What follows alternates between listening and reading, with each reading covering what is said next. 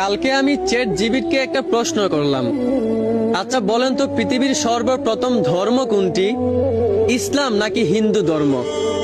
Chat GPT তখন অনেক গবেষণা করে আমাকে উত্তরে জানালো পৃথিবীর সর্বপ্রথম ধর্ম নাকি হিন্দু ধর্ম। এইটা শুনে চ্যাট জিপিটিকে আমি আবারও একটা প্রশ্ন করলাম, আচ্ছা আপনি যে বললেন পৃথিবীর সর্বপ্রথম ধর্ম হিন্দু ধর্ম, তাইলে আপনি বলেন তো পৃথিবীতে আল্লাহ সর্বপ্রথম কাকে সৃষ্টি করেছিলেন?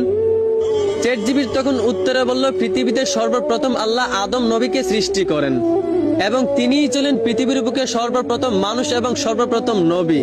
তখন আমি চ্যাট জিপিটিকে আবারও একটা প্রশ্ন করলাম, আচ্ছা আদম আলাইহিস সালাম যদি পৃথিবীর সর্বপ্রথম মানুষ এবং সর্বপ্রথম নবী হয়ে থাকেন, তাহলে বলুন তো ওনার ধর্ম কি ছিল? চ্যাট জিপিটি তখন অনেক গবেষণা করে জানালো আদম আলাইহিস সালামের ধর্ম ছিল ইসলাম ধর্ম। এইটা শোনার পর তখন আমি চ্যাট জিপিটিকে খুব কঠিন ভাবে বললাম, আচ্ছা পৃথিবীর সর্বপ্রথম মানুষ এবং নবী যদি আদম আলাইহিস সালাম হয়ে থাকেন আর সেই আদম নবীর ধর্ম যদি ইসলাম হয়ে থাকে, তাহলে আপনি যে বললেন পৃথিবীর সর্বপ্রথম ধর্ম হচ্ছে হিন্দু ধর্ম, এইটা কিভাবে হয়? আরে ভাই, পৃথিবীর সর্বপ্রথম মানুষ যদি আদম নবী হয়ে থাকেন আর সেই আদম নবীর ধর্ম যদি ইসলাম হয়ে থাকে, তাহলে তো পৃথিবীর সর্বপ্রথম ধর্ম ইসলাম হবে, হিন্দু ধর্ম কিভাবে হবে? আমার এই কথা শুনে চ্যাট জিপিটি তখন বলল, হে ভাই আপনি একদম ঠিক বলছেন, আমি আসলে বিষয়টা এইভাবে ভেবে দেখি নাই। সব শেষে চ্যাট জিপিটি অনেক গবেষণা করে আমাকে উত্তর দিল যে ভাই আপনি ঠিক বলছেন, পৃথিবীর সর্বপ্রথম ধর্ম হলো ইসলাম ধর্ম।